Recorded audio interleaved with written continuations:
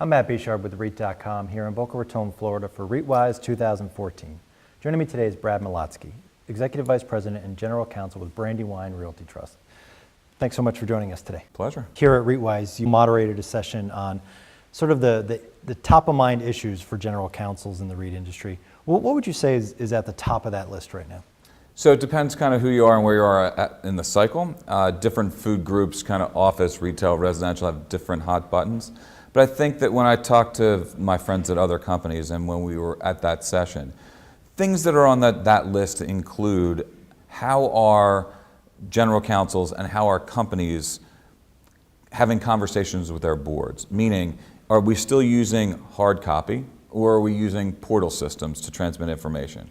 And so the continuum seems to be marching towards portal, electric delivery for ease of transmission. A variety of our board members and on most other companies, the board members serve on multiple boards. So having one place to get information for different boards that they're on, much easier delivery system. Security relevant, making sure that people can't see it in an airport, but that's a conversation. How do you streamline the delivery?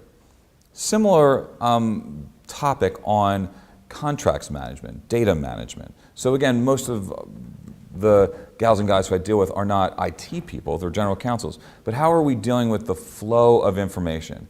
And whether it's transactions, buy, sells, joint ventures, whether it's securities type stuff, corporate governance, whether it's leases. There's a lot of volume of paper depending on how big the company is. Where does that paper go? Where does the email go? What's the architecture of where it's stored? And how can I quickly, on an iPhone or otherwise, do a Google search and get to that information? So how do you create that architecture to get there? And how do you move a company to start to follow those rules? So that's on people's minds as well. This conversation we were having about energy and GRESB and reporting and sustainability and efficiency, that's on people's minds because they're starting to get pinged by different sources asking questions. So whether it's an institutional investor, whether it's a magazine like Sustainalytics or Corporate Responsibility, whether it's somebody in an investor meeting at Citigroup's investor conference asking, so what are you doing and how are you reporting? Whether it's NAREIT messaging on Leader in Light and how it's aligned a bit with GRESB. They're all starting to see that type of delivery a bit more. They're also seeing, and they've seen for a while on the West Coast, so California has had energy disclosure mandates for years. But on the East Coast, we're not there. And so all of a sudden though, 9 cities, 2 states have energy disclosure mandates.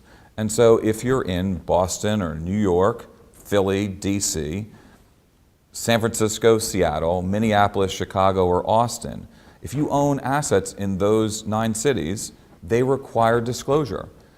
That starts to get into, well, how efficient are you? How good is your building versus that one across the street? Those 9 cities, the 2 states, Washington State and California, require that.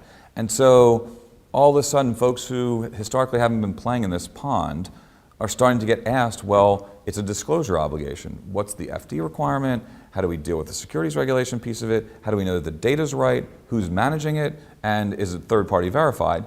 All those kind of questions that heretofore hadn't been questions, they're starting to ask those questions and think about that. So those 3 things, I think a little bit more of a personal thing than them per se, but social media is becoming a thing a little bit. How are companies, so we got kind of personal versus company. So people and what they do on their personal time. Well, is that company time, personal time, and how does our policy deal with that and what they're saying? So there's laws, regulations about that. But also companies are starting to play in the space of Twitter and Facebook as a messaging device. And what that looks like, who's managing it, is it controlled and how it's controlled? Are all the messages reviewed and who reviews? What's the securities implication if somebody tweets out something that they shouldn't have? Those cluster of issues, which 3 years ago people would have been like, what are you talking about? Are now starting to become more at the forefront of a thought process and what should we be doing, how should we be approaching it, and how do we execute on it? I think what's always on the list, whether it's high or first or fifth, is staffing. How are we collectively, individually staffed? And are we getting effective execution of legal services from our respective groups? And the mix of inside and outside counsel, depending on kind of what company it is, always relevant, always on general counsel's, for the most part, minds on how can we be more efficient and cost less money. Brad, thank you so much for joining us. Pleasure. For more on this and other REIT news and analysis, be sure to visit REIT.com.